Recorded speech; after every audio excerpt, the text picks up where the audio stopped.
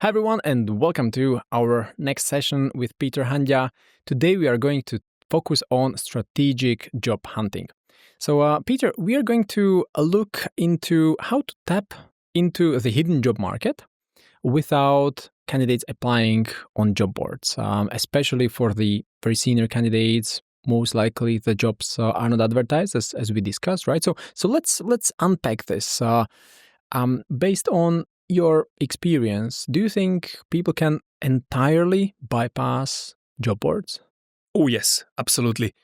It is possible. And if you maximize your coverage of the hidden job market, maximize the opportunity, which is not covered and not saturated by the wide market, that's how you maximize your chance for success with lesser effort than just bombing out 100 CVs a week. And why do some people really land these awesome opportunities? We keep hearing about people getting jobs at NVIDIA or Facebook.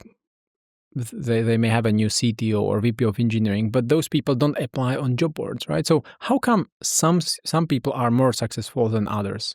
Yeah. Three main things: clarity, strategy, direction, and the search itself. They have a clear idea about themselves, what they are bringing to the table, and they have also a clear idea about what the company they are after is looking for as well. So they connect themselves with the right opportunities, put their foot in the door. Even if the opportunity is not live or current, maybe it will be live in 2, 3, 4 months' time. So it's good to put yourself on the starting line of all of these opportunities. So when the time comes, you're already halfway there. Okay, so let's say I'm a VP of engineering. I'm thinking a few months ahead of time, I would like to change the job. So what do I do? What do I start with? You start with getting a clear idea about yourself first. Start with yourself. For whom am I the most valuable for? What company would pay premium for me, or who would pay the best rate for someone like me? What environment would give me the most challenging and stimulating role where I can thrive? What are my strengths? And which company may have the need for someone like myself? Sum it up, what you are offering, whether it's your technical skill set, your mileage, your seniority, your knowledge of specific stages of a project or company's life. Put it into a package. Put it into a ranked order of the highest, most valuable skills. Use those as your key selling points or unique selling points, and go for it. So thinking about the first question, you suggested, who am I most valuable for? What types of companies? Who are the stakeholders? Who would pay premium for me as a candidate? So, what does it mean practically? Say I'm a VP of engineering. I like working on cool projects. What do I do? What do I do next? Like, how do I identify what companies would pay premium for me? Start from yourself. If you put down a set of keywords which define you, that's the starting point to associate companies with this set of rules or values. See what companies are out there who you can associate with, whether it's the brand, whether it's the culture, whether it's the technology, whether it's the size or stage of life of a company, whether it's a startup, scale up, or large global corpo. Narrow down the list of all companies which are falling into your circle of interest to those which you are highly likely to associate yourself with. Suddenly, you end up with a third or quarter or lesser portion. And if you have a small or medium-sized double-digit number, it's a pool you can easily work with. Now, when you say it, a fractional CTO comes to my mind. He worked with a few software as a service companies in the past. And for him, most likely, the best next step would be to work for another software as a service company, right? Because they would potentially value him for his experience with software as a service companies, right? Like, is this What do you have in mind? That's the first thing that comes into your mind as a logical step, like a next step to, okay, I was in this type of companies until now, so I would likely follow this pattern. But I wouldn't limit myself to just that, because the skill set that you're bringing could be a lot more valuable elsewhere. Mm-hmm. And if you don't look around what's behind the corner, you may miss out on excellent opportunities. Mm-hmm. So I wouldn't limit myself to the corner of the forest where I operated most of my career or recently. I would also look around what else is across the field Mm-hmm. or across the mountain, because you never know where your skill mix, where else outside your typical comfort zone, your skills would be highly valued and sought after. Mm-hmm. So, I wouldn't limit myself to my known waters. Yeah. Some of the skills are probably transferable from one Absolutely. industry to another or another type of the company. Yeah, and quite often companies which are which are operating in an event horizon region, which are in a breakthrough between dream and reality, or vision and reality. Companies which operate on that border, they don't have a pool of candidates that they can tap on, which are obvious choice, because they operate in the area no one else has ever been before. So they need to look around at what kind of skill set and set of attributes in the existing or well-established areas of the industry would be extremely useful for their scenario.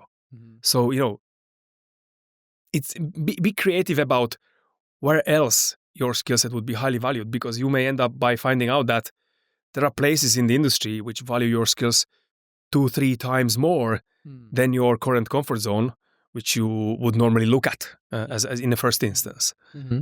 Well, one of the CTOs I've been in touch with also transitions from a full-time role to a consulting fractional role, because suddenly other companies value his time and experience more than as if he would just get a full-time role. So transitioning completely to a different type of the engagement could be one way, right? Yeah, absolutely. And sometimes people in a certain stage of their life or career would value the opportunity to become a consultant because it gives them a certain level of freedom.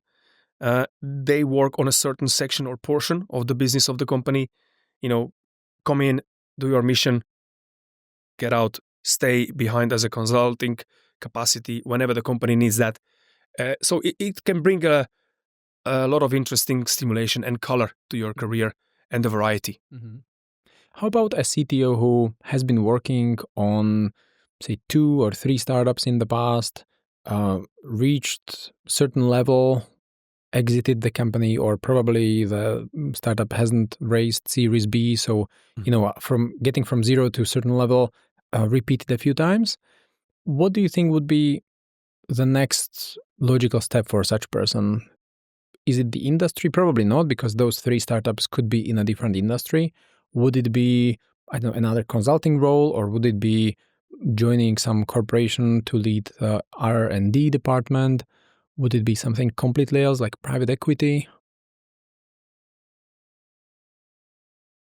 Great question. If he's already been 3 times in starting approximately at the same starting line and finishing approximately as a starting line at the finish line, he probably knows that journey from 0 to whatever stage he achieved, that 1, 2, 3, 5 years, I don't know. So he becomes fluent in that area, in that zone, and he will know that very, very well. His skill set can be applicable in a similar company which has a similar journey ahead of itself, but I wouldn't limit it, because he can also operate in a, let's call it the breakthrough or pioneering environments in other organizations. You can have a large, massive organization which has a certain branch out or research and development environment or community where people from startups would be extremely valued. So I would focus on environments which are breakthrough, which have a certain element of pioneering and trial and error and experimenting. And I wouldn't limit myself just to small startups, because you can have these environments all across the ranks or sizes of companies. Yeah. Probably some R&D department or some innovation lab in a larger corporation as well. Those companies have the freedom and autonomy compared to a startup, even if the background is a large corporate. Yeah, and we will probably get to this also on how to find these R&D departments, how to connect with those stakeholders. But let's take it step by step first. You mentioned the second step is the strategy, right? So how to prepare such strategy? Coming back to the example of me being a VP of engineering and potentially thinking of a change 6 months down the line, I get some clarity as we just discussed, and then what?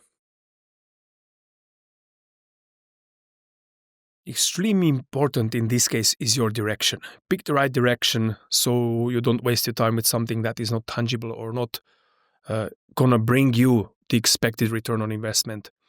Ask yourself, what do I want to do in my next career? Would I like to repeat what I have done in the past, or I want to do something else? Define the target employer, your top 20, top 30, top 50. I will leave it with you. What is the size that you want to cover? Define which companies and why would be in a position to give you an interesting career. And assume where these key decision criteria can be and what they are. Whether it's growth, CTO leaving, funding secured, or company has been identified as a unicorn, or they are close to IPO. So some kind of a large landmark or successful milestone is ahead of this company. They are highly likely hiring. They are in a strong growth curve. They have the funding, and they have a reason to hire people, not only one. Okay, so you create a list of these top 20, top 50 companies. That's a part of the strategy, right? I would even go as far as looking at their nature of their hiring. So if the company is looking for 30, 40, 50 engineers of a variety, of a different kind, 10 of these, 15 of that, 5 of something else, there is probably a room for a manager as well, whether it's a medium category or high category manager. If company has a volume of hiring at this level, they will, whether right now or in the near future, looking for a people manager or leader as well. Yeah. Well, these all are interesting markers. Absolutely. That could help you identify those really cool companies. In the previous episode, we also discussed a few tools. You mentioned, what was it, LinkedIn Sales Navigator, Crunchbase, TechCrunch, yeah. Freedom24. There is a lot of whether technology-based portals or finance-based portals where this kind of information is accumulated, and if you correctly tap on this information, you can extract a market data and identify these pockets of activity which are pointing towards a highly likelihood of a need for someone like yourself. Well, the one thing that makes it difficult these days is the remote work, because you may work for a company that is based in Germany, even from Slovakia, for example, where we are based, right? So you need to also conduct the research across the borders, right? Or is it not the case? So depends on what my past is. If I'm bringing a valuable regional knowledge, or I was operating at a wider geography in the past, that means my knowledge is universal or specific, universal across the region or specific on a country, depending what my past experience looks like. And that may raise your value or your chances of bidding for a certain vacancy. The fact that you're bringing this geographical knowledge or specific country knowledge, that's going to add a solid base on your search and increases your chances of getting that job. When I'm doing a search, I would ask myself first how wide or how narrow I want my geography that I want to operate in. And that will determine the breadth of my geographical limitations, whether I want to go globally or just locally or just plus minus 3 time zones. It's all down to what do you find out in your previous exercise in the strategy and direction. Yeah. Well, it also comes down to some probability at the end of the day, right? How probable or how likely it is that a company from, I don't know, Germany will employ someone from New Zealand, for example, right? Like, it's not very likely, right? Yeah, but that New Zealander could have been working the last 15 years in Germany and recently relocated or just moved because of another mission for another company in New Zealand.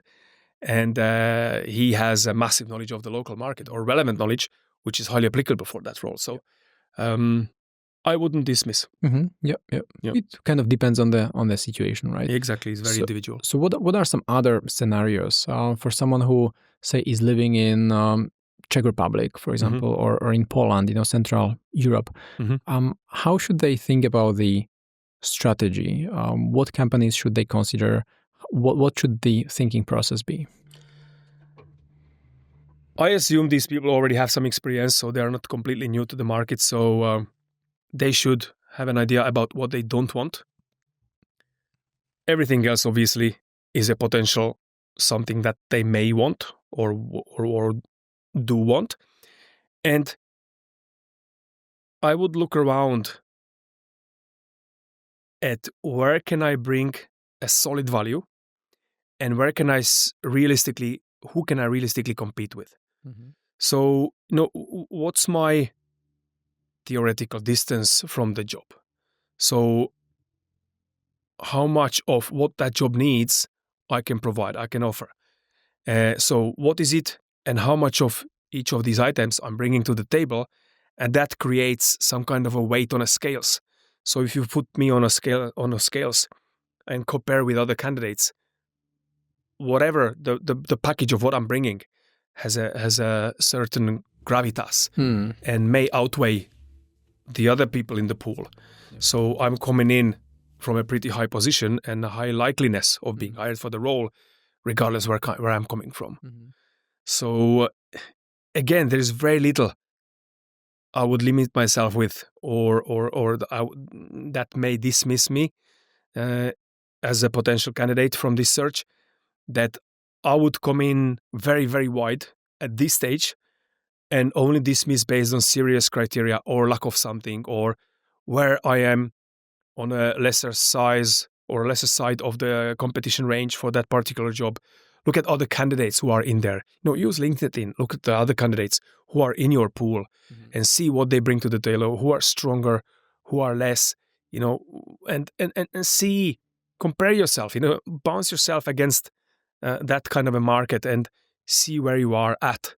And that gives you a realistic view about yourself and how likely, basically evaluate your chances up front, how likely you are about to do well in that bidding process for that particular job.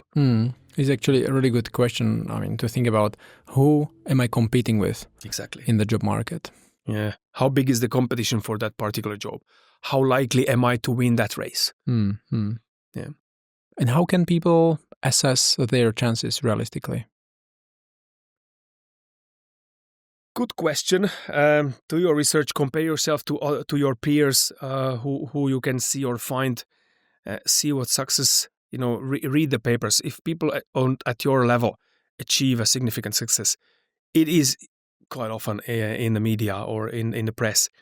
So see what they have achieved, see what you have achieved, and position yourself into the right group where you can, make things happen and where you can realistically enter the race with a good chance of a win. Don't fight the battles which are extremely difficult or near impossible to win for yourself. So, pick your battles and choose carefully where you have a good chance of to compete.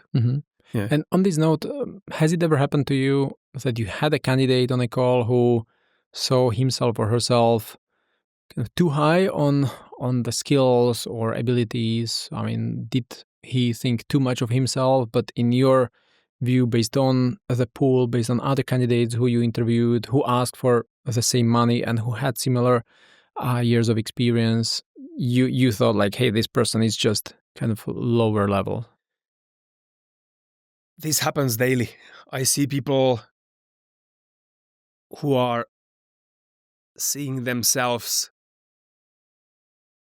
unrealistically. So I see people in the extreme part of the ranks in both ways. So I see scenarios often where people undervalue themselves or pitching themselves under where they really are. Some kind of an understatement, but quite often unhealthy for them, which is against them a little bit. And I also see the other extreme where people think or see themselves in a much better light than they really are.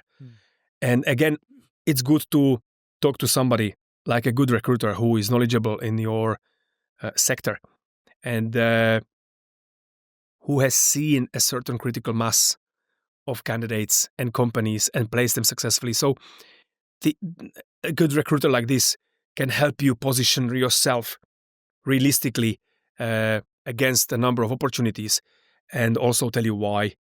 Because you changing a job once in a couple of years, but that recruiter is changing jobs or careers to other people daily. Yeah. So he has seen those things 4 or 5 times a day while you've seen it 4 or 5 times in your career. So he is in a much better position to have the statistical data and mass to help you position yourself correctly, sell yourself, appropriately to your, whatever you're bringing, and also help you with your unique selling points and, positioning yourself towards certain set of opportunities which are realistically falling into your interest. Yeah. What about some of the skills that are harder to assess? Just as an example, with English as a second language, it's rather easy to assess.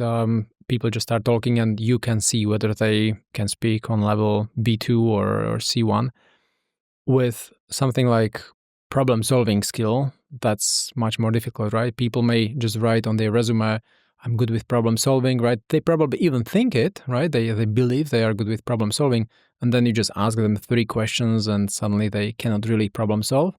Like, is there any way how to get this objective feedback? Have you ever seen any such assessment or something that would open eyes of candidates? Assessments can measure your skills or attributes or your personality traits up to a certain level. Then there are the circumstances and external factors which can make your attributes to thrive or evolve or get stronger, or on the other hand, get rusty because you're not using them. So it's a mix of both. I would use external reference if you think about yourself that you are a good problem solver and you have a proof from your career that you solve problems, small ones, big ones, doesn't matter. And you can have a third party with a certain level of authority to validate that. That's a fact. That's, no one can go against that. So I would use that. And just be honest and realistic. And if you feel that you're not standing on 100% on a solid ground, ask people around you who are close to you personally, friends, family, or even colleagues that you have a good relations with, an open communication channel. Ask them, hey, I think I'm a good problem solver. What do you think? Do you agree or not? And gather these feedbacks from 3, 4, 5 people, and you will see how the perception of yourself meets or doesn't meet the reality, what other people see or feel. And that's how you can kind of create a realistic picture about yourself that is sellable to companies. Recalibrate, exactly, if needed. Hopefully it's not needed. I believe that we all see each other in as we are in reality, but sometimes, actually quite often, it's not the case. Exactly. Most often it's not the case, right? You want to think about yourself like how funny and handsome you are, but the reality could be completely different. Did anyone mention the pink glasses? Awesome. So we covered the clarity. We spoke about the strategy. So what's next as a candidate? I keep referring to this VP of engineering. Now I have more clarity. I know what my strategy is. I consider some of my skills and I ask for feedback to recalibrate. And then how do I connect with the right people to actually bypass HR? The search. Here comes the search. Do your homework up front. Look at people around you from, who from my social network, whether digital or physical, can introduce me to the company, which is on my target list that I have established earlier. Look around you. I bet you there are people in your social network or your personal network who either are where you want them to be, so they can directly connect you with their decision makers or people with hiring needs, or friends of their friends. So, in your first or second circle of network, I bet you there is a ton of connection lines which can bring you closer to the person, to the door that you need to knock on. And seek opportunities where you can hang out with these people, where you can meet them. Look at gatherings of these people, whether it's a conference, meetup, or even one-on-ones, if possible. Seek opportunities to put yourself forward to the knowledge or radars of these people. And guess what? In 2-3 months, they have a need arising, and you left a good memory in their head from that beer that day 3 months ago, and they have a number to call. Yeah. Suddenly we have a dark, out of the blue, hidden job market in action, 100%, without advertising, without anybody noticing. The CEO, I have a need. 3 months ago, I met a guy at the beers. He's good. We were in a circle of friends. They recommended him. Why should I call somebody else? It's the longest hanging fruit. I just dial a number, call him in.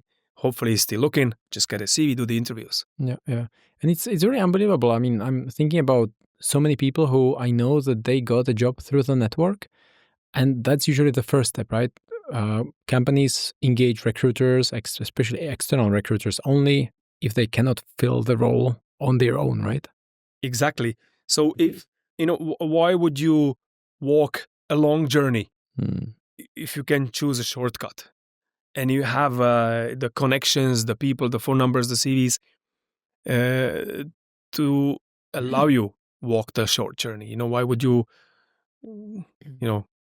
put more effort than necessary to achieve your goal, to your target? Yeah. So, seek opportunities to network with these people, whether directly or indirectly. Go to conferences, go to places where these people hang out. Be there, be present, and if you put a smile on your face and come in here with a honest approach, things will connect. Things will happen.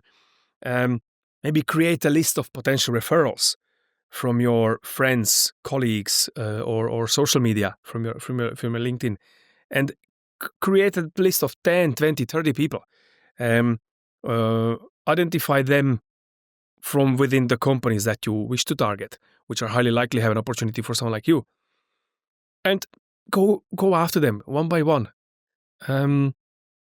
See who around you from among your peers can connect you with these people if you don't have a direct link to these people. See which friend of a friend's friend can bring you to that door which you need to knock on. Well, some people may now think that this sounds like too much work, right? You need to go somewhere, do something, meet with someone, invite people for lunch. Like, is there any shortcut, any kind of AI hack that people could just deploy that does it all for them? Oh, there's a ton of ways along this journey where you can utilize AI. But unfortunately, the last final stretch of that journey, you have to put your personality, your body, your soul into work and fill in those gaps along that way to make it happen. This is not going to happen on its own.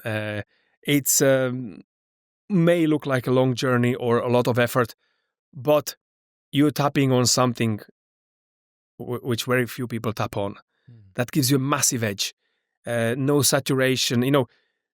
That's the tax you have to pay to enter the hidden job market, where there is no saturation, where there's connections, human element, and reputation, stuff like that. So that's the real value. That's where the high salaries are. That's where the sweetest fruit is on top of the tree. Yeah. And it's also questionable what the future looks like, because we will see more and more automatically generated messages, more and more AI, more and more, automated calls and whatnot, right? So what people will remember is the human touch and relationships and how someone met someone 2 years ago, right? So this will most likely become even more important than it used to be. It's already starting to be visible. In these days, we see the increase of these automated attempts to shorten a journey which has a certain distance. We see companies which will do mass automated early stage interviews for you using AI. Yeah. I was looking at this from a candidate's perspective and trying to compare it with this lot of effort, tapping on hidden job market, doing your research, look at the expand your networks of connections, attend the events, go out there, make yourself present and visible and heard, and compare it with this mass AI generated approach. Both has its advantages and disadvantages, and I think both work at a certain level with a certain target group or target zone, but it's not a silver bullet for everything. Yeah. So if you are a high-end CTO, plenty of experience, incredible value that you can bring to the company, these people will not move with the help of AI. These people move with a lot of personal involvement and utilization of personal networks and connections and feelings left along the way and impressions left along the way. And this chain of events will generate them connecting with the right opportunity, with the right people, great money, great stimulation and challenge, and just happiness on both ends. Yeah. And when you say these people, I keep thinking of the seniors, right? The VP, the CTO, the top manager. But I was just talking to one person who is a student, marketing student, and she got her side job through a network. And that's crazy, right? Because her first client was through a network. And then I met her during the photo shoot. You were actually there as well. Mm-hmm. And I was just talking with her. I asked her what she does. She said, hey, I'm a student. I'm recording videos as well on the side. And we started engaging. Eventually, I agreed with her that she will do some post-production for us. And then I was thinking, how crazy this is, because if I posted a job somewhere, then I would come up with like super structured process, lots of steps, assessments, right? Evaluation of candidates. Gazillions of candidates would apply from all over the world, and it would be just overwhelming. Massive labor with that. On the other side, I just meet someone who looks reasonable. It looks like she knows what she does. And just the distance between the two of us makes it just so much easier to hire her. Yeah. It's the distance between your need and you fulfilling that need that determines the channels and ways how this need is going to be fulfilled. And it's just radiate the message that you want to the people around you, because you never know how that message will land on a good soil, and something nice will grow out of it. So all of these steps which mentioned today are making you vibrate on a certain level and radiate that message. And when you feel that when you're in the right circle of people, you mention the right type of information, it's going to resonate with them and it's going to bring you somewhere. Maybe those people are not your target zone, but they know somebody who is. So just be loud about it, radiate that message around you. You never know from which angle a result will come back to you. Yeah. Well, the hard part about radiating the message is what message to radiate. And I struggle with this myself, because I compare myself to someone like a lawyer or a doctor or an accountant. Like, those are super straightforward roles. Like, everyone knows what an accountant does, right? Everyone knows a doctor, right? It could be generalist or specialist, but everyone kind of understands what this is about. But what about a VP of engineering who specializes in fintech, especially in some niche area with some very specific background? Like, what kind of a message does he radiate? Like, people out there don't even know what a VP of engineering means? I mentioned earlier about this journey of exploration journey, and this learning about yourself and about the market that you wish to tap on, and you will learn a lot along this way about yourself and about the places you want to go. You either been in those places or you haven't, so it's a kind of a well-known area or completely unknown area. But along this learning journey, you will find out and you will get to know a little bit better about yourself, where you are, and what else do you need if you find out that you're missing something. Talk to others, see what you have, what you don't, and how much of it you have or you don't. And I'd say along this journey, you will learn enough to find out how to position yourself, which people to speak with, and how. You will pick up the language, you have pick up the words that will highly likely resonate with these people. And that will bring you closer to these opportunities. It's not happening overnight. It's not a perfect game. Expect trial and error and failures along the way. And that's the beauty of it. Without that failure, you don't know how to do it better next time. And no one else can tell you how to do your game, because it's your game. It's no one else can do your game for you. Yeah. So I strongly recommend and suggest, do the first step, face that journey with a smile, and be open to accept whatever experiences happen along the way, whether it's a success or failure. You need both to succeed in this journey.